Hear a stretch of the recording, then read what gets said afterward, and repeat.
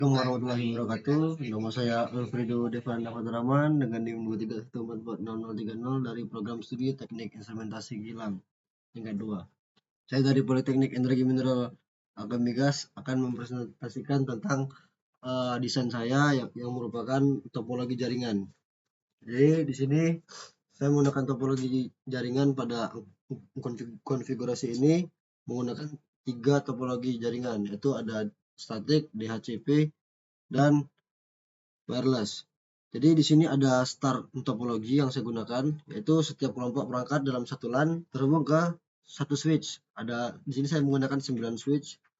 Lalu point to point topologi atau router-router dihubungkan secara langsung untuk membentuk koneksi antar jaringan. Jadi router 1, router 2, dan router 3 dihubungkan. Lalu ada wireless topologi. Di sini saya menggunakan access point.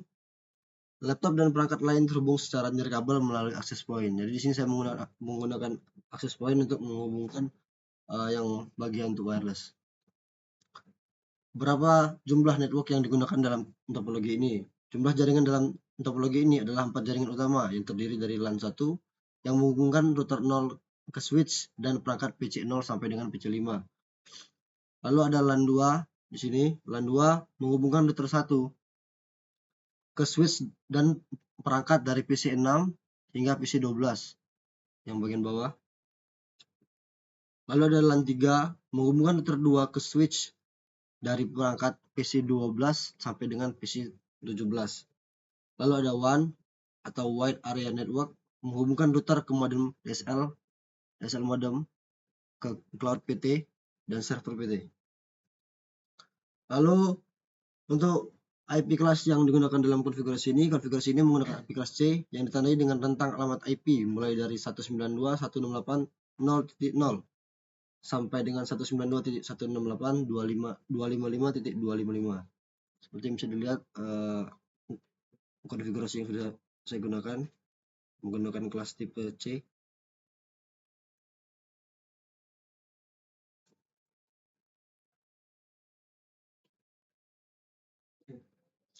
Lalu untuk subnet class apa saja yang digunakan dalam topologi ini? Jadi subnet class C digunakan untuk membagi jaringan menjadi beberapa bagian lebih kecil dalam topologi ini. Jadi di setiap LAN memiliki subnet yang berbeda. Contohnya seperti dari PC1 kita menggunakan IP konfigurasi berbeda. Di sini menggunakan DHCP atau DHCP ini merupakan singkatan dari Dynamic Host Configuration Protocol. Jadi protokol jaringan ini nih yang digunakan untuk memberikan alamat IP secara otomatis lah. Secara otomatis. Jadi dari loop 1 dan loop 3 ini menggunakan DHCP atau menginput IP secara otomatis. Jadi DHCP ini mempermudah pengelolaan jaringan dengan menghilangkan kebutuhan konfigurasi manual alamat IP pada setiap perangkatnya. Jadi untuk DHCP ini lebih cocok untuk jaringan dengan banyak perangkat. Lalu dan untuk di bagian loop keduanya ini menggunakan statik. Kita bisa mengecek statik dari IP configuration. Jadi statik ini merupakan alamat IP yang dikonfigurasi secara manual pada perangkat. Jadi sehingga alamatnya tidak akan berubah. Biasanya digunakan untuk perangkat yang memerlukan koneksi lebih stabil dan dapat diakses dengan alamat tetap. Jadi untuk yang statik ini diinput secara manual untuk IP configuration-nya.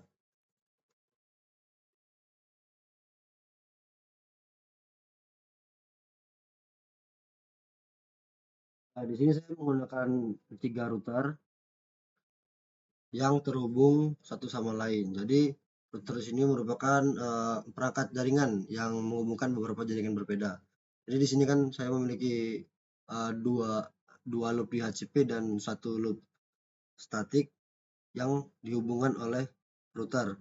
Jadi router ini telah terkonfigurasi melalui konfigurasi RIP.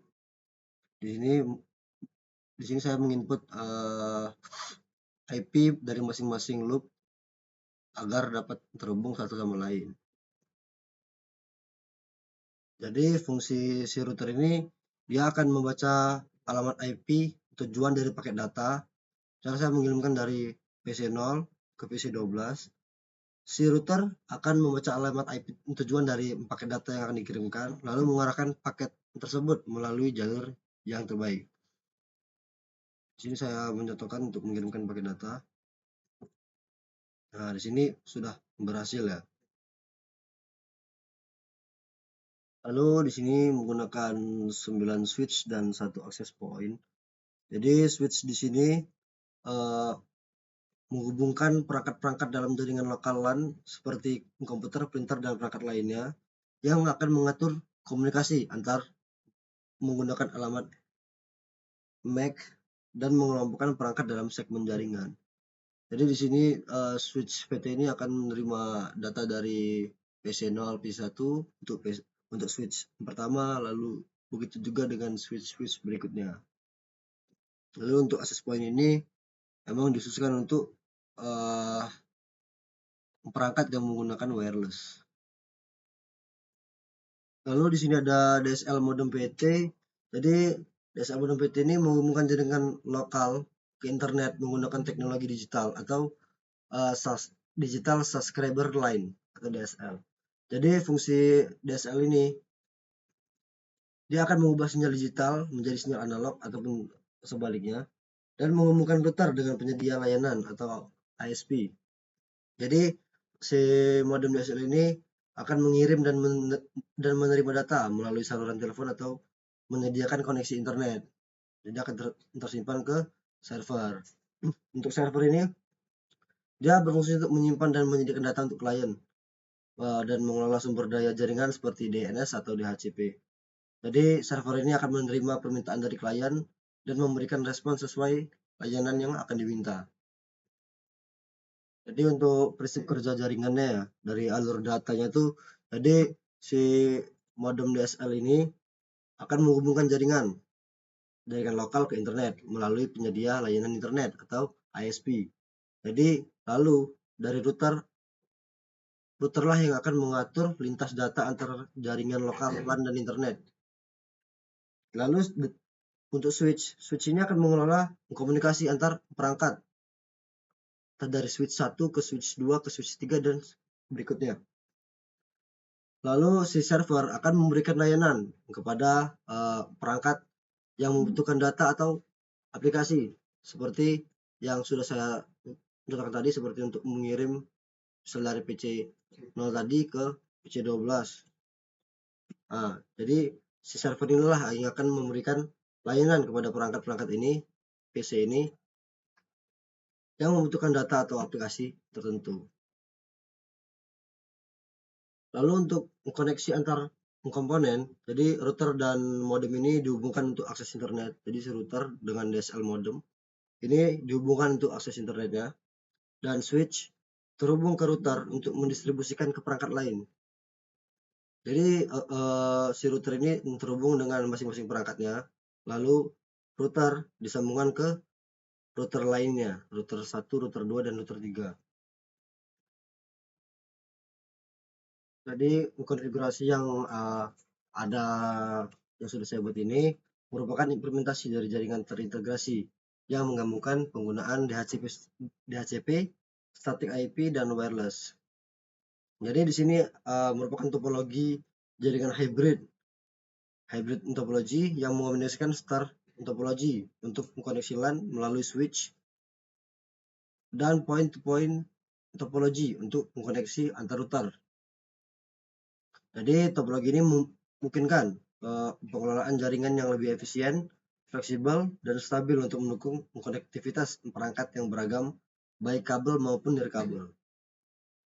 Lalu untuk penerapan protokol DHCP-nya, DHCP ini digunakan untuk mengatur dan mendistribusikan alamat IP secara otomatis kepada perangkat dalam masing-masing LAN.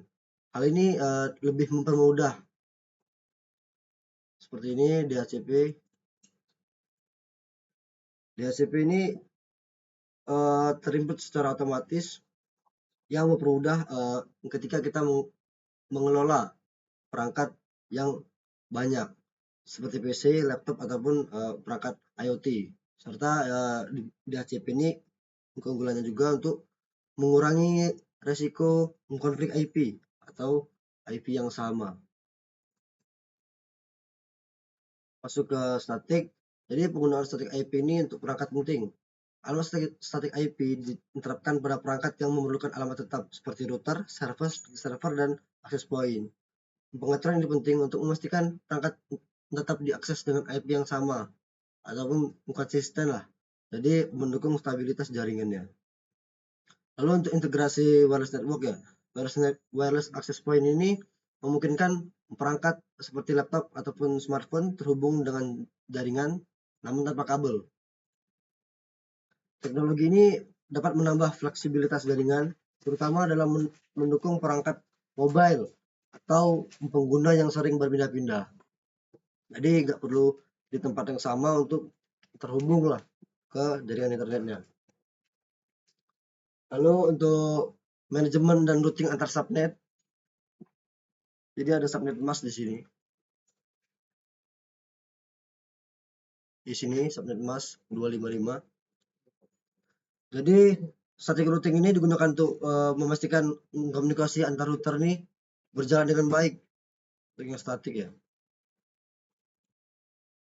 Ini IP router statik. Dengan membagi jaringan ini menjadi beberapa subnet. Setiap LAN dapat dikelola secara independen, meningkatkan efisiensi dan keamanan. Dan juga dukungan untuk berbagai perangkat atau kebutuhan. Jadi jaringan ini nih dirancang untuk mendukung berbagai jenis perangkat seperti contoh di sini saya menggunakan PC dan juga laptop. Jadi jaringan ini dirancang untuk mendukung berbagai jenis dengan adanya konfigurasi DHCP, statik, dan wireless. Jaringan ini cocok untuk skenario pada perkantoran ataupun institusi pendidikan ataupun bisnis kecil hingga menengah. Jadi untuk keunggulan jaringan ini lebih efisien karena DHCP lebih otomatis untuk mengatur IP-nya, mengurangi beban kerja dari administrator, lalu stabilitas untuk static IP, yang dapat memastikan perangkat penting memiliki koneksi tetap. Lalu untuk keamanan, jadi pemisahan subnet ini berfungsi untuk mencegah konflik dan mempermudah pengaturan firewall antar jaringan. Jadi nggak mungkin tuh ada salah-salah IP itu. Jadi secara keseluruhan untuk jaringan ini dirancang untuk memberikan keseimbangan antara kemudahan pengelolaan, skalabilitas, dan stabilitas, sehingga dapat memenuhi kebutuhan pengguna yang beragam di lingkungan yang kompleks. Mungkin sekian yang bisa saya jelaskan pada presentasi kali ini. Semoga bermanfaat untuk teman-teman yang sudah menonton. Saya pamit undur diri. Assalamualaikum warahmatullahi wabarakatuh.